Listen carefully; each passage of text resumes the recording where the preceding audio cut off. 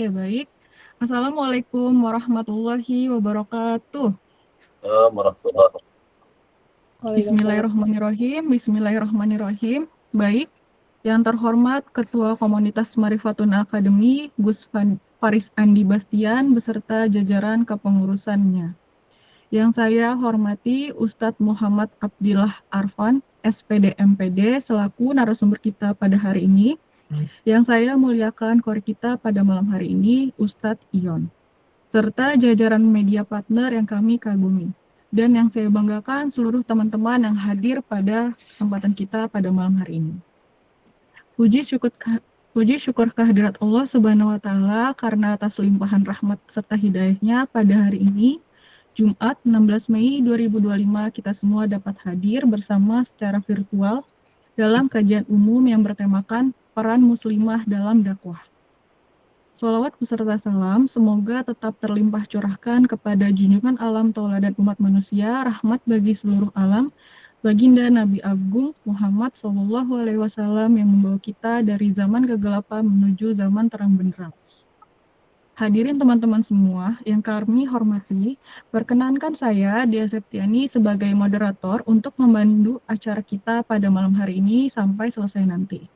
Dan adapun susunan acara kita pada malam hari ini adalah pertama acara pembukaan, kedua pembacaan ayat suci Al-Quran, yang ketiga sambutan, yang keempat penyampaian materi dan Q&A, yang kelima doa dan penutup.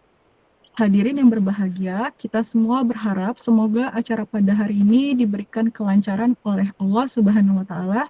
Marilah kita buka bersama dengan bacaan Al-Basmalah. Bismillahirrahmanirrahim. Untuk mengawali kajian kita hari ini, langsung saja marilah kita hayati bersama lantunan ayat suci Al-Quran yang akan dilantunkan oleh Ustadz Ion. Kepada beliau kami persilakan.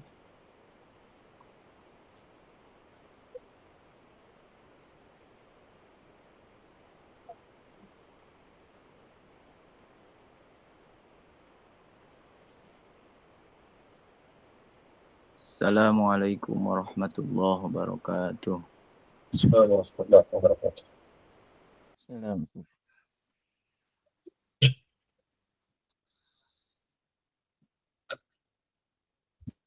A'udzu billahi minasy syaithanir rajim.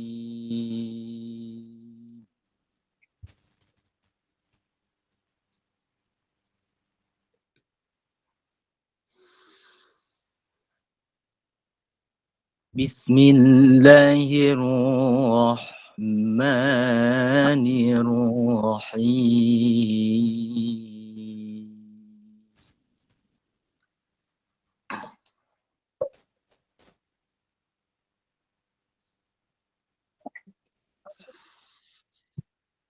وقرن في بيوتكن ولا تبرجن تبرج الجاهلية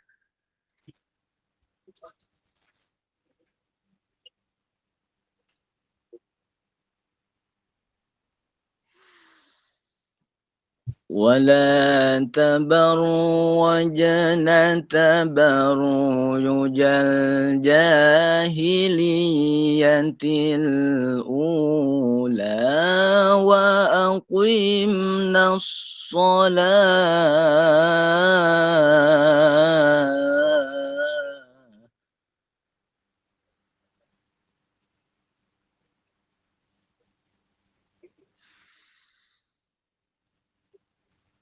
وأقمنا الصلاة وآتينا الزكاة وأطعنا الله ورسوله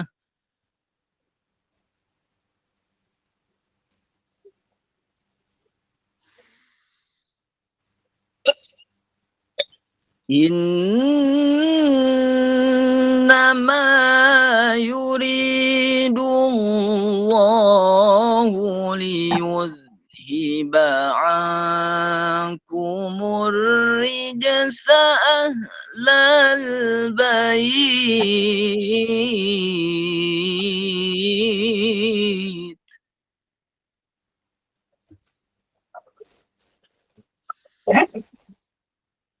ليذهب عنكم الرجس أهل البيت ويطهركم تطهيرا صدق الله العظيم. Wassalamualaikum warahmatullahi wabarakatuh.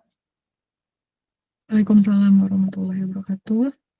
Masya Allah, tabarakallah, lantunan ayat suci Al-Quran yang sangat merdu dan luar biasa. Terima kasih atas lantunannya Ustadz Yon. Beranjak ke acara berikutnya adalah sambutan. Kami persilakan untuk sambutannya kepada Ketua Marifatun Akademi, kepada Gus Faris Andi Bastian, kepada beliau kami persilakan. Taib. Terima kasih sebelumnya kepada moderator. Suara saya terdengar ya, teman-teman semuanya. Bismillahirrahmanirrahim. Assalamualaikum warahmatullahi wabarakatuh. Alhamdulillah. Wassalatu wassalamu ala rasulillah. Allahumma sholli ala nuril anwar. Wasril aswar wa tarakil aghyar. Miftahil babil yasar. Sayyidina Maulana Muhammadin al-Mukhtar. Wa ala ali athhar wa ashabil akhir. Abdu ni'amillahi wa afdalik. اللهم صل على محمد الفاتح لما أغلق والخاتم لما سبق ناصر الحق بالحق والهادي إلى صراطك المستقيم وعلى آله حق قدره ومقداره العظيم. أما بعد, yang saya hormati Al-Ustadz Al-Mukarram Muhammad Abdullah Arfah, SPD MPD. Ahlan wa sahlan Ustadz bihudurikum fi hadhil majmu'ah Ma'rifatuna Akademi. Dan yang saya hormati seluruh jajaran pengurus Marifatuna Akademi, terkhusus kepada moderator pada malam hari ini waktu Indonesia, Pak Dea, dan waktu malam hari ya, di siang hari di sini siang hari dan di Indonesia malam hari. Dan yang saya hormati, yang saya banggakan, yang selalu kita saling mendoakan, teman-teman semuanya, sahabat Marifatuna Akademi.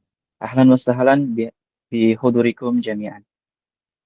Baik, teman-teman semuanya, pada kajian kali ini kita akan membahas tentang sesuatu yang sangat urgent, apalagi kajian-kajian yang notabene online itu seringkali diikuti oleh para akhwat, ya, oleh para perempuan. Maka kami mengambil sebuah tema yang sangat urgent, yaitu apa temanya? Peran muslimah dalam dakwah. Maka inilah salah satu tema yang dibutuhkan, apakah perempuan bisa dakwah atau tidak, atau dibolehkan atau tidak, atau seperti apa sistemnya. Kalau boleh, seperti apa sistemnya, aturannya, gimana langkahnya, gimana batasannya, seperti itu. Nah, nanti akan dibahas sama Ustadz kita semuanya. Teman-teman semuanya diharapkan untuk mencatat ya apa yang disampaikan, kemudian mengikuti kajian dari awal sampai akhir. Itulah etika dan adab dalam belajar atau ta'lim ya, ta'lim belajar dimanapun kalian berada, maupun online maupun offline. Dengarkan dengan baik, ditulis dengan baik, kemudian mengikuti kajian dari awal sampai akhir. Lalu teman-teman yang baru bergabung di Marifatun Academy, jadi Marifatun Academy adalah suatu komunitas, bukan seperti komunitas hijrah, ya, tapi di mana teman-teman yang ingin meningkatkan kualitas belajar, jadi ini semi akademik. Nah, jadi Marifatun Academy ini adalah komunitas yang tidak berfokus kepada hijrah. Kan kebanyakan komunitas hijrah. Kami tidak. Kami semi akademik. Jadi ada tema yang berasaskan dasar, ya, dasar. Ada juga yang berasaskan akademik. Jadi sistemnya ada ilmiah seperti itu. Nah, itu pelan-pelan kita sodorkan, kita hadirkan untuk teman-teman yang ingin belajar. Jadi ahlan wa sahlan kepada teman-teman yang baru bergabung atau ingin bergabung, silahkan bergabung. Nah, jangan lupa ya, chat admin di Instagram Marifatuna Academy. Kalau langsung gabung, mohon maaf, kami tidak langsung meng-ACC. Kenapa demikian? Karena banyak oknum-oknum. Zaman sekarang tuh banyak oknum-oknum yang masuk ke grup bukan untuk belajar, tapi untuk mengambil nomor, ya nomor perempuan lah, nomor laki-laki lah.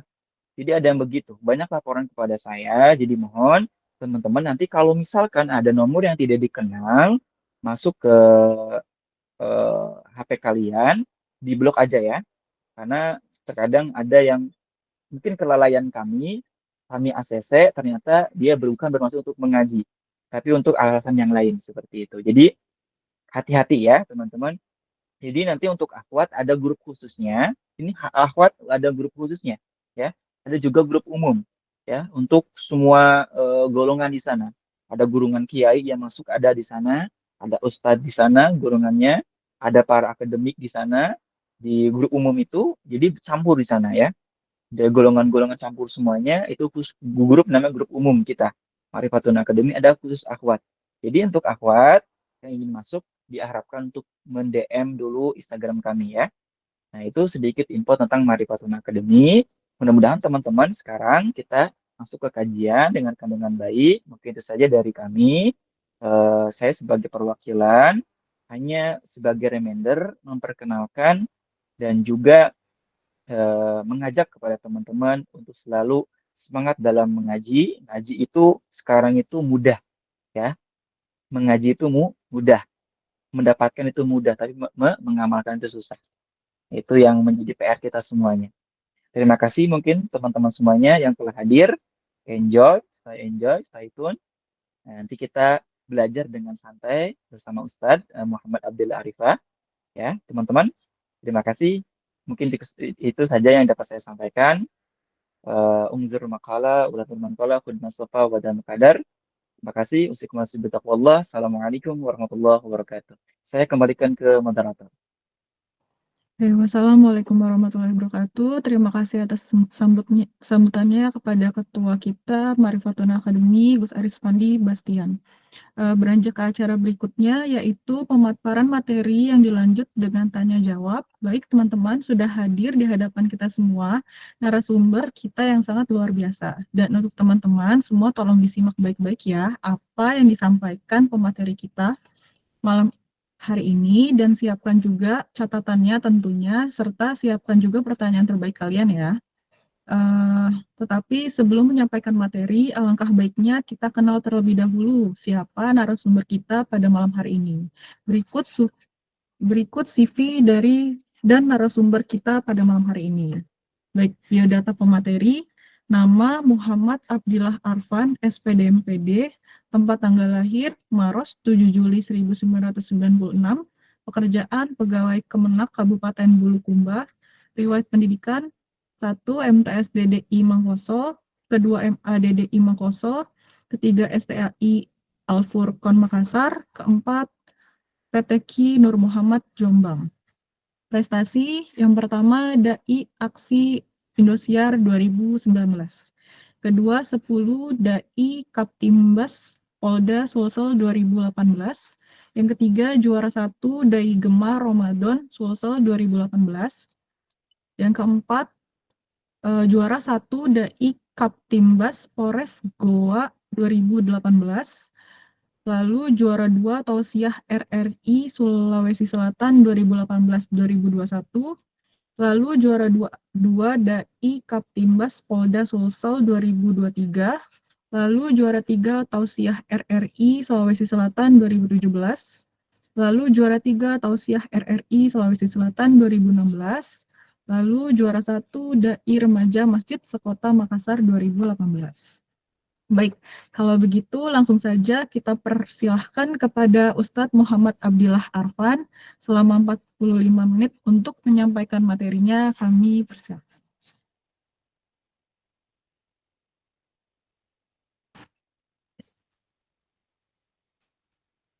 Assalamualaikum warahmatullahi wabarakatuh. Waalaikumsalam warahmatullahi wabarakatuh. Sebelum saya lanjutkan, bisa tidak saya minta moderator dinyalakan saja kameranya? supaya konsepnya bukan saya sendiri yang cerita. Saya ingin konsepnya kita seperti diskusi begitu. Oke, baik Ustaz. Kan beda kalau kita ceramah offline bertemu langsung dengan jamaah, beda juga ketika kita ceramahnya melalui online. Agak lain rasanya ketika kita ngobrol di depan HP tanpa lawan cerita. Oke, baik Ustaz. Sebelum juga saya lanjutkan, sebentar jam 10 waktu Indonesia Tengah, waktu Makassar, saya ada kegiatan. Jadi saya minta maaf sebelumnya. Bisa tidak kita maksimalkan kegiatannya, materinya selesai kira-kira 5 menit sebelum jam 10. Oke, bisa Ustaz. Ya, berarti kita ada waktu sekitar kurang lebih berapa menit? 20 menit atau 25 menit ya? Iya. Berarti Boleh. intinya sekitar 20 menit atau 15 menit. Lalu kita masuk sesi tanya jawab, kita sisakan 2 menit untuk doanya. Oke. Baik Ustaz. Bismillahirrahmanirrahim. Alhamdulillahirabbil alamin. Alhamdulillahi ala ni'matil iman wal islam. Alhamdulillahi ala syafaati Rasulillah sallallahu alaihi wasallam. Allahumma salli ala Muhammad wa ala ali sayyidina Muhammad amma ba'du. Yang kami muliakan Adinda moderator malam ini. Dalam hal ini namanya siapa ini? Khalimatus Sa'diyah. Betul ya? Ustadz, mohon maaf untuk Kak Sadiahnya lagi berhalangan, jadi saya gantikan terlebih dahulu. Oke, siap. Ya, kebetulan nama saya Dea Septiani, Ustadz. Dalam hal ini penggantinya Khalimatus Sa'diyah. Iya, betul. Kan Ustadz Qari, pembaca ayat suci Al-Quran, Ustadz Ion, Masya Allah tadi lantunan ayat suci Al-Qurannya luar biasa. Ini ciri-ciri calon menantu idaman. Kemudian yang kami muliakan, yang kami hormati, Ketua Ma'rifatun Akademik. Tadi saya lupa namanya siapa, saya lupa tulis juga, tapi tentu tidak mengurangi rasa hormat. Saya izin untuk membawakan materi karena amanah. Sebab la imana liman la amanah. Saya takut menjadi orang yang tidak amanah setelah diberikan amanah untuk membawakan materi dan saya tidak membawakan. Oleh karena itu tentu saya perlu sowan juga kepada ketua kita doakan semoga ketua Ma'rifatun Akademik senantiasa diberikan kesehatan, umur panjang dan lancar segala urusannya. Amin ya rabbal alamin. Hadirin hadirat, audiens jamaah online yang sama dimuliakan oleh Allah Subhanahu wa taala, wabil khusus seluruh keluarga besar Ma'rifatuna Akademi. Kita doakan semoga kegiatan seperti ini senantiasa istiqomah, senantiasa lancar, senantiasa dimudahkan, dan bukan hanya kita yang selalu membuat kegiatan seperti ini, tapi tentu kita berharap semoga anak-anak muda di luar sana juga memiliki inisiatif melakukan kegiatan-kegiatan seperti ini, walaupun masih kita lakukan secara virtual. Semoga nanti kita bisa mengadakan secara langsung, kita jumpa-jumpa langsung, kita ketemu-ketemu langsung di waktu yang akan datang, insya Allah. Hadirin jemaah yang dimuliakan oleh Allah Subhanahu wa taala. Kita mengangkat tema tentang peran muslimah dalam berdakwah. Adek dia bisa dinyalakan audionya dinyalakan saja. Oh iya Ustadz. Temanya sudah cocok ya, peran muslimah dalam berdakwah. Oke. Sudah. Kalau kita bahas tentang peran muslimah dalam berdakwah, tentu kita fokus kepada muslimahnya dan kita fokus kepada dakwanya. Ketika kita mencari makna secara bahasa, muslimah ini adalah bentuk mutannah dari kata salimah. Muslim bentuk muzakkarnya, muslimah bentuk musannanya, bentuk perempuan. Berarti tema kita khususkan pembahasannya merujuk kepada perempuan itu sendiri. Ternyata beda juga peran dakwah bagi muslim atau bagi laki-laki, ternyata beda juga peran muslimah di dalam berdakwah itu sendiri. Salah satu cirinya, perempuan tidak boleh khutbah Jumat. Betul tidak? Iya, betul. Tapi laki-laki itu merupakan syarat ketika dia ingin melakukan khutbah. Berarti tidak boleh perempuan melakukan khutbah. Inilah yang menjadi pertanyaan. Lalu bagaimana perannya perempuan di dalam dakwah itu sendiri? Sekarang kita fokus kepada pengertian dakwah. Dakwah sejauh yang saya pelajari secara bahasa itu artinya mengajak. Berarti dakwah ini adalah ajakan. Lalu ketika kita lihat makna secara umum, dakwah itu adalah ta'muruna bil ma'ruf wa tanhauna 'anil munkar. Mengajak seseorang kepada yang bagus dan melarang seseorang dari yang mungkar. Ayat ini secara umum itu tidak merujuk kepada harus dilakukan oleh laki-laki atau harus dilakukan oleh perempuan. Ternyata maknanya laki-laki perempuan harus melakukan dakwah itu sendiri. Pertanyaannya, bagaimana dakwahnya perempuan? Karena dakwah perempuan kan tidak bisa di mimbar seperti khutbah Jumat. Boleh perempuan berdakwah di mimbar, tapi bukan khutbah Jumat. Contoh pengajian majelis ta'lim yang mayoritas dihadiri oleh perempuan itu sendiri. Itu boleh. Ternyata ketika kita mencari makna dakwah, dakwah itu bukan hanya di mimbar. Saya ulangi. Dakwah bukan hanya di mimbar. Dakwah itu segala lini kehidupan kita harus melakukan. Pernah saya baca satu buku, saya lupa judulnya, tapi di situ ternyata ada 3 kategori dakwah. Yang pertama ada namanya dakwah bil lisan, berdakwah dengan lisan. Yang kedua, dakwah bil fi'li, berdakwah dengan perbuatan. Yang ketiga, ada namanya dakwah bil qalbi, berdakwah dengan hati. Maman, apa maknanya? Yang pertama, dakwah bil lisani, berdakwah dengan lisan. Inilah tugasnya para muballigh, da'i, da'iyah, ustadz, ustazah yang selalu tampil di podium, tampil di mimbar, selalu membawakan pengajian. Begitu juga seperti yang saya lakukan sekarang. Ini namanya dakwah bil lisan, berdakwah dengan lisan saya. Saya sampaikan sesuatu yang baik, sesuatu yang diajarkan oleh Al-Quran, yang diajarkan oleh hadis Rasulullah, yang diajarkan oleh ijma' ulama, yang diajarkan oleh qiyas, yang diajarkan oleh al-huruf, dan dasar-dasar agama kita. Itu yang jadi dasar utama dari apa yang kita sampaikan sebagai dakwah bil lisan. Dan ternyata ketika kita fokus tentang dakwah bil lisan, ini tidak merta-merta juga harus menyampaikan. Ada ternyata ketentuan dari apa yang kita sampaikan. Sebab kenapa? Ternyata ada ketakutan dari para mubalik sebenarnya. Apa itu? Takut menyampaikan apa yang tidak bisa dia pegang. Karena kan banyak sekarang itu. Ada ustadz yang selalu menyampaikan, banyaklah bersedekah. Setiap kau ketemu orang bersedekah. Tapi ternyata dia sendiri yang jarang bersedekah. Nah, inilah yang menjadi problematika.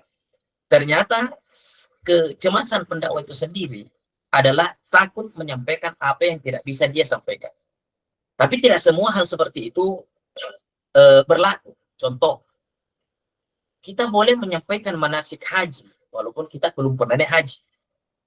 Betul tidak? Kenapa boleh? Karena kita paham dari apa yang dilakukan ketika kita ibadah haji. Begitu juga dengan umrah. Orang yang belum pernah umrah tapi mengerti sepenuhnya apa yang dilakukan dalam ibadah umrah, mereka boleh menjelaskan terkait dari umrah itu sendiri. Dan yang paling gampang kita pahami, ceramah tentang kematian. Tidak perlu kita meninggal dulu baru bicara tentang kematian. Betul tidak? Oke. Dasarnya apa? Lima taquluna ma la taf'alun kabura maqtan 'indallah. Kenapa engkau sampaikan kepada orang melakukan ini sedangkan kau tidak lakukan? Ancamannya apa? Kabura maqtan. Allah itu sangat membenci orang yang selalu melakukan seperti itu. Orang yang sampaikan begini padahal dia tidak lakukan. Nah, inilah yang menjadi kecemasan oleh pendakwa-pendakwa sekarang ini. Kemudian, itu tadi dakwah bil lisan, berdakwah dengan lisan. Yang kedua, ada namanya dakwah bil fi'li, berdakwah dengan perbuatan. Inilah yang juga bisa dilakukan oleh seorang perempuan, utamanya adalah seorang ibu. Bukankah ada hadis yang mengatakan bahwa madrasatul ula, perempuan adalah guru pertama bagi anak. Ternyata memang demikian. Ketika saya sudah menikah, 2020 saya menikah, dikaruniai anak tahun 2022. Anak kedua lahir tahun 2024. Jauh lebih banyak peran seorang ibu di dalam mendidik anak tersebut. Ternyata di sini saya pahami, peran seorang istri dalam hal ini adalah dakwah bil fi'li, adalah mengajar anaknya melakukan hal-hal yang baik. Maka tentu ini menjadi pelajaran penting. Yang gabung sementara live kita sementara ini pelajaran penting. Ketika Anda ingin mencari jodoh, carilah jodoh, carilah wanita yang memiliki kehebatan di dalam proses belajar mengajar. Ini sangat penting. Karena ternyata ketika anak kita sudah lahir, bukan kita sebagai bapak yang ajarkan anak, begini caranya kalau kita lewat depan orang, tabe-tabe kata orang Bugis, permisi, amit-amit kata orang Jawa, punten-punten kata orang Sunda, gitu kan. Yang mengajarkan itu mamanya yang mengajarkan. Yang mengajarkan anaknya berbicara dengan terbata-bata yang awalnya tidak jelas apa yang diucapkan. Sampai kepada anaknya sudah berusia 3-4 tahun, anaknya sudah pandai berbicara. Yang paling banyak terlibat dalam hal tersebut adalah seorang ibu. Maka inilah jawaban dakwah bil fi'li bagi seorang perempuan, bagi seorang muslimah. Dalam hal ini adalah seorang ibu, adalah mengajarkan anaknya hal-hal yang baik. Contoh yang lain. Dakwah bil fi'li. Saya pernah baca satu kisah, ini kisahnya Imam Abu Hanifah. Imam Abu Hanifah ini ada tetangganya. Tetangganya setiap malam selalu buat ribut. Sampai-sampai tetangga yang lain itu merasa resah. Kenapa tetangga aku ini ribut sekali? Selalu ganggu orang tidur. Tapi Imam Abu Hanifah tidak pernah merasa terganggu. Sampai suatu ketika, malam itu tidak ada keributan. Imam Abu Hanifah heran, kan? Keluar dari rumahnya, cari orang tetangga-tetangganya. Ketika ketemu dengan tetangga yang lain, dia tanya, kemana tetangga kita yang selalu ribut-ribut itu? Dijawablah, itu tetangga kita yang selalu ribut ditangkap sama polisi. Bilang begitu tetangganya. Apa yang dilakukan oleh Imam Abu Hanifah? Langsung Imam Abu Hanifah datang ke kantor polisi tempat tetangganya dipenjara. Tetangganya yang ribut ini ya. Ketika sampai di sana, karena status Imam Abu Hanifah ini adalah dari kategori sahabat, termasuk di antara tabi'in, ada juga mengatakan tabi'in. Dia termasuk ulama yang dihormati. Baru dia datang di kantor polisi tersebut, dipersilahkan oleh polisinya, silakan duduk. Memintalah hajat di Imam Abu Hanifah. Saya ingin ketemu dengan orang yang bernama ini. Dipersilahkan masuk. Ketika ketemu dengan tetangganya yang di penjara, apa yang terjadi? Imam Abu Hanifah bilang begini, saya minta maaf. Saya minta maaf. Kenapa minta maaf? Karena saya terlambat datang. Dijawablah sama yang di penjara ini. Dia bilang, Anda tidak terlambat. Justru Anda pertama yang datang ke sini jenguk saya. Wah, nah ini pelajaran pertama ini. Imam Abu Hanifah yang selalu diganggu di malam hari. Sengaja membuat ribut supaya tetangga-tetangga lain juga merasa diresahkan. Justru ketika ditangkap, Imam Abu Hanifah yang pertama datang ke sana, yang merasa bahwa Imam Abu Hanifah terlambat datang, dan justru minta maaf. Ini dakwah bil fi'li, berdakwah dengan perbuatan. Tidak sampai situ. Ternyata setelah Imam Abu Hanifah minta maaf, Imam Abu Hanifah minta lagi sama polisinya supaya tetangganya ini dibebaskan saja.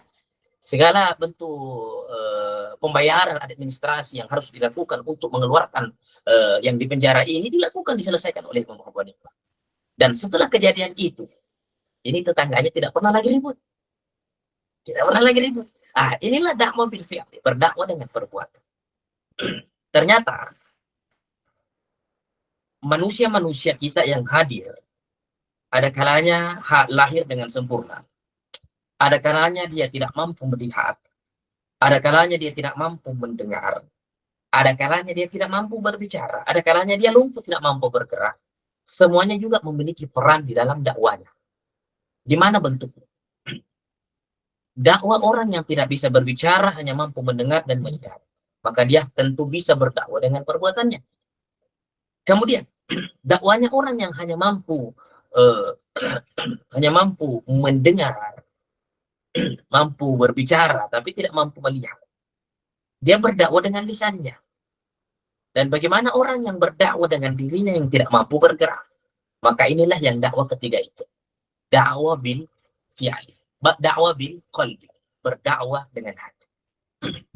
Kenapa ada dakwah bil qalbi?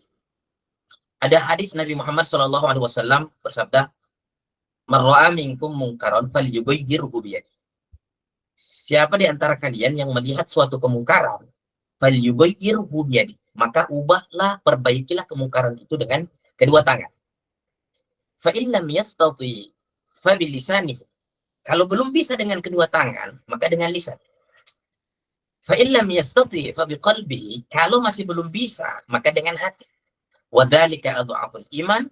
Maka kalaupun belum bisa, itulah selemah-lemah iman. Inilah yang menjadi landasan kenapa dakwah itu terbagi atas tiga. Ketika kita melihat kemungkaran, maka perintah Nabi perbaiki dengan kedua tangan. Ada yang memberikan makna bahwa kedua tangan ini adalah kekuasaan. Kayaknya ternyata walaupun kita orang biasa melihat seseorang bermain judi, kita sampaikan bahwa judi tidak boleh, besar kemungkinan kita yang diserang, ya kan?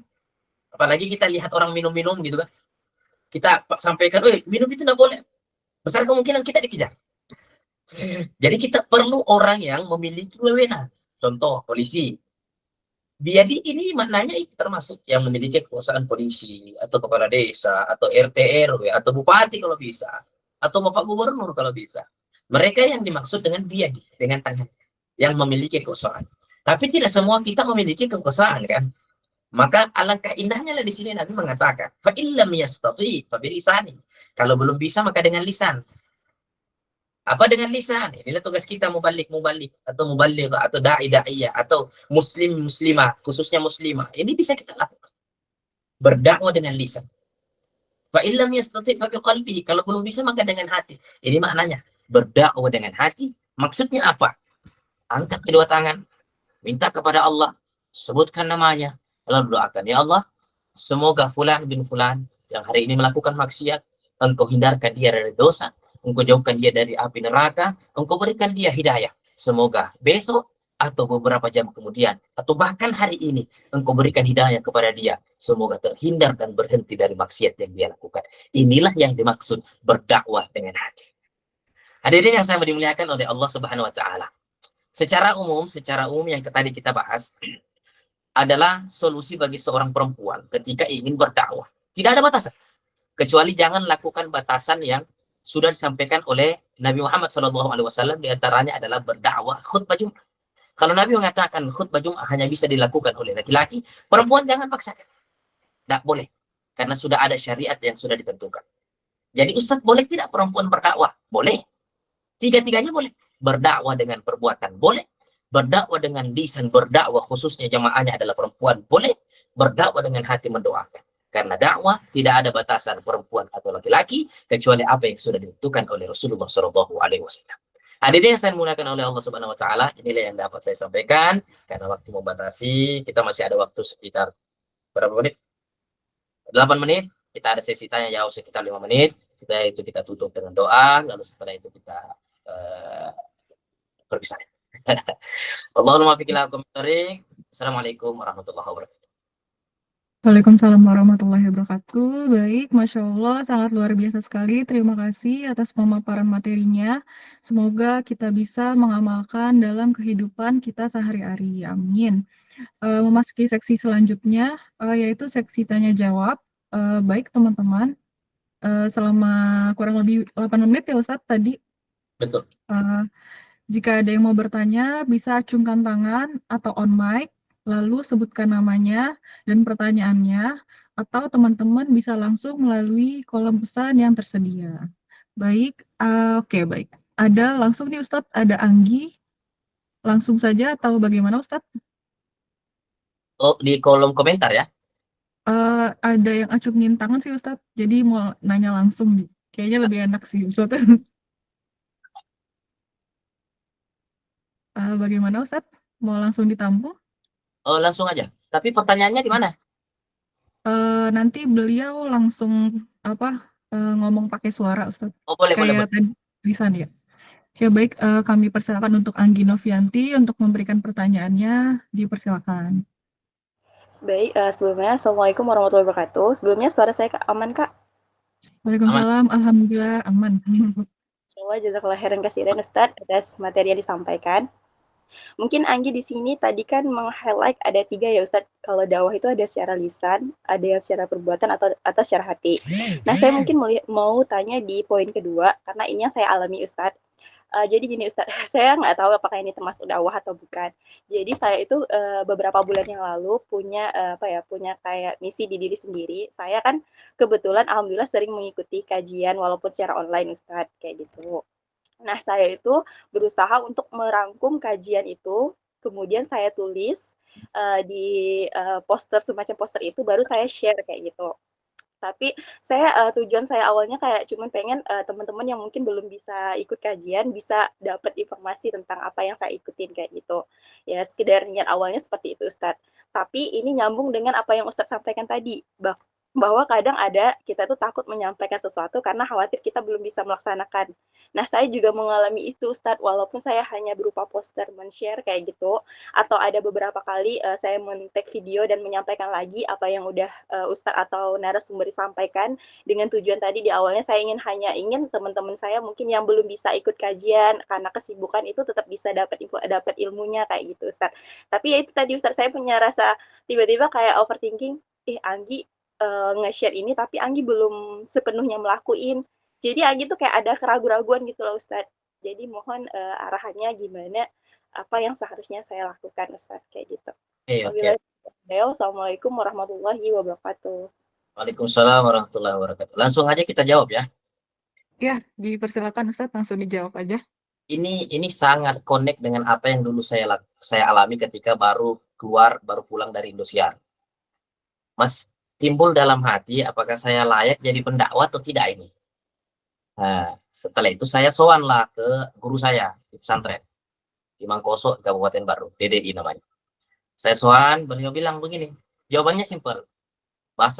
Beliau jawab dengan bahasa Bugis. Karena aku tania di mendre jika balik matuk mendre macerama. Khawatirnya mereka tahu dia tidak berkompeten muncul di mimbar. Artinya apa? Anakku, kalau bukan orang seperti Anda yang tampil di mimbar, akan ada potensi orang-orang yang tidak berkompeten di bidang itu masuk. Ini sangat relate dan sangat menyentuh hati saya ketika saya pulang. Ternyata sembari walaupun secara keilmuan kita belum sebanyak ulama-ulama kita yang sudah tampil di mimbar, ternyata kita boleh berdakwah sembari kita juga belajar. Ini relate dengan apa yang dialami oleh penanya kita. Berdakwah dengan perbuatan yang kakak lakukan dalam hal ini adalah mengetik ulang, kemudian memposting, men-share, itu termasuk dakwah dengan perbuatan. Karena dilakukan dengan perbuatan, mengetik lalu di-share. Sebenarnya, sangat bagus untuk dilakukan dan sangat bagus untuk diteruskan. Bukankah ulama-ulama kita dulu itu selalu berusaha mengabadikan dirinya dengan menulis? Contoh, Imam Nawawi menulis kitab sampai sekarang walaupun Imam Nawawi sudah meninggal dunia tapi abadi. Kenapa abadi? Karena tulisannya ada. Sehingga cara untuk menjadi abadi yang menulis. Sekarang menulis itu tidak dengan pulpen saja, tidak dengan pulpen. Menulis itu bisa dengan di website, di Facebook. Kalau Facebooknya abadi ya. Bahkan bisa sekarang orang itu jadi abadi dengan TikTok. Kalau TikToknya abadi ya. Nah, ini sangat bagus dilakukan. Jadi pesan saya untuk penanya, hilangkan rasa kekhawatiran dalam diri kita terkait pantas tidaknya kita tidak. Itu termasuk di antara godaan setan. Tapi yakinkan bahwa dalam diri kita, kalau bukan saya, siapa yang lakukan ini? Kalau saya tidak lakukan, orang-orang di luar sana tidak akan tahu apa dari pengajian yang saya pelajari. Gitu. Semoga dengan apa yang kakak tadi lakukan, menjadi amal jariah walaupun ilmunya bukan bersumber dari kakak, bukan yang kakak langsung berdakwahnya, tapi berdakwahnya dengan perbuatan. Semoga dengan apa yang kakak lakukan itu bernilai ibadah di sisi Allah Subhanahu wa taala. Itu pertanyaan, itu jawaban yang bisa saya berikan. Oke, baik. Gimana Kak Anggi? Apakah sudah terjawab untuk pertanyaannya? Oh, kata Kak Anggi, amin. Ya Allah, jazakumullah khairan kaitsiran Ustadz atas jawabannya. Alhamdulillah. Berarti sudah terjawab kan ya, Kak Anggi, untuk pertanyaannya. Mungkin ada teman-teman lagi yang mau ada ditanya kepada Ustadz, mumpung masih ada waktu. Satu lagi ya, supaya Masih ada satu lagi nih teman-teman. Oh, kalau langsung ada nih Ustadz. Dari kolom komentar. Langsung saya bacakan aja ya Ustadz. Dari Kak Sondang Sari Bulan Dalimunte. Katanya, Assalamualaikum warahmatullahi wabarakatuh. Ustadz, izin bertanya, apa tantangan terbesar muslimah dalam berdakwah di era digital? Bagaimana solusinya syar'inya Ustadz? Afwan, kayak gitu. Boleh langsung dijawab Ustadz? oke, bisa dibacakan ulang pertanyaannya? Di era digital ya. Jadi beliau ini bertanya tantangan terbesar muslimah itu dalam berdakwah di era digital tuh gimana Ustadz? Terus solusinya gimana sih untuk syar'inya gitu? Kurang lebih kayak gitu sih Ustadz pertanyaannya. Dari Kak Sondang Saribulan Dali Munte. Saya Ini jawab kayaknya ini banget sih pertama. Ustadz. Kayaknya dari pertanyaan kita muslimah tuh di sini ditanya langsung gitu sama beliau ini. Oke. Mungkin boleh langsung dijawab Ustadz. Berdakwah sekarang di era digital itu banyak sekali bentuknya. Berdakwah di TikTok juga boleh, berdakwah di Facebook juga boleh, berdakwah dengan tulisan juga boleh. Tapi tentu ketika kita berdakwah di era digital, apalagi sekarang berdakwah di dunia maya umumnya ya, itu kita tidak tahu siapa yang menjadi lawan bicara kita. Lagi sekarang haters itu la ilaha illallah Muhammad Rasulullah. Haters itu tidak bisa kita pungkiri lagi. Begitu banyak. Apalagi Indonesia adalah kumpulan haters terbesar. Tantangannya apa itu? Tantangannya haters. Saya hanya bisa memberikan motivasi. Karena tentu saya juga punya haters sih sebenarnya. Banyak juga yang komen di TikTok saya. Katanya Ustadz begini, Ustadz palsu, Ustadz banyak lah. Saya ambil positifnya saja. Sebenarnya orang-orang seperti itu adalah orang yang cinta sama kita. Kenapa saya katakan orang seperti ini adalah orang yang cinta kepada kita? Sahabat kita tidak akan pernah memperhatikan keburukan kita. Nanti keburukannya muncul, baru sahabat muncul. Oh begini, harusnya begini teman. Haters, tanpa diminta untuk mencari keburukan kita, itu dia munculkan. Berarti kekasih terbaik sebenarnya haters. Haters itu adalah kekasih terbaik yang memperhatikan kita sampai kepada keburukan-keburukan yang tersembunyi dari diri kita. Jadi tantangan terbesar bagi yang ingin aktif berdakwah di era digital saat ini adalah haters, dan yang paling penting adalah bagaimana diri kita membawa supaya tidak baper dengan apa yang dikatakan oleh haters. Anggap saja haters adalah kekasih yang tak nampak dari pandangan. Asik. Mungkin itu. Ya, oke Mas. Alhamdulillah, Masya Allah. Bagaimana Kak Sondang Saribu Dalimunte? Apakah sudah terjawab untuk pertanyaannya? Oh, katanya Alhamdulillah Ustadz, terima kasih Ustadz, katanya. Alhamdulillah sudah terjawab ya. Sudah selesai ya Ustadz waktu kita untuk tanya jawabnya. Untuk Q&A-nya sudah berakhir. Mungkin langsung saja Ustadz untuk doa penutup. Oke. Sebelum kita tutup, mari sama-sama kita tenangkan hati di tempat masing-masing. Kita angkat kedua tangan kita meminta kepada Allah Subhanahu wa taala, semoga kajian bulanan virtual kita ini diberikan rahmat, diberikan berkah, dan semoga yang hadir mendapatkan berkah dari ilmu apa yang kita pelajari hari ini. A'udzubillahi minasyaitonir rajim. Bismillahirrahmanirrahim.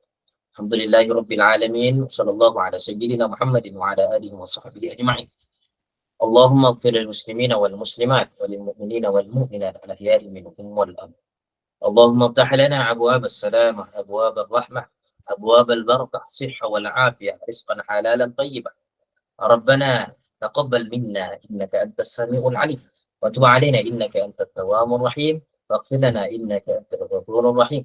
Allahumma inna nas'aluka salamatan fid din وعافية في الجسد وزيادة في العلم وبركة في الرزق وتوبة قبل الموت ورحمة عند الموت ومغفرة بعد الموت. اللهم هون علينا في سكرات الموت ونجاة من النار والعفو عند الحساب. ربنا آتنا في الدنيا حسنة وفي الآخرة حسنة وقنا عذاب النار.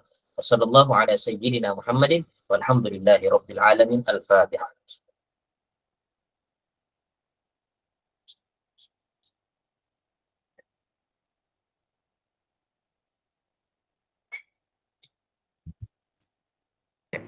Amin amin ya rabbal alamin. Masya Allah, alhamdulillah rabbil alamin. Terima kasih yang sebesar-besarnya kepada Ustadz kita, Ustadz Abdillah Arfan, atas jawabannya dan untuk bisa hadir di dalam acara kita pada hari ini. Terima kasih juga kepada peserta kajian pada malam hari ini yang telah mengajukan pertanyaan yang sangat luar biasa. Dan mohon maaf kepada peserta yang mungkin nanti masih ada pertanyaan, nanti mungkin boleh izin Ustadz dari kita kalau masih ada yang mau bertanya bisa langsung DM Ustadz. Diizinkan atau Aja di TikTok. ya. Oh ya baik. Oke, baik. Oke, dan mohon maaf kepada peserta nanti mungkin bisa langsung ke grup kita aja ya di Marifatun Academy. Oke, baik. Alhamdulillahirrahmanirrahim. Dengan pembacaan doa tersebut berakhir juga acara kita pada hari ini. Baik, yang terakhir adalah penutupan sebagai wujud rasa syukur kita atas kehadirat Allah Subhanahu wa Ta'ala bagi kita semua. Marilah kita bersama-sama mengucapkan alhamdulillah, alhamdulillahirabbil alamin. Usai sudah acara kita pada hari ini, saya selaku moderator memohon maaf atas segala kekurangan dan terima kasih atas segala perhatian. Sampai jumpa kembali di kajian Marifatun Academy selanjutnya.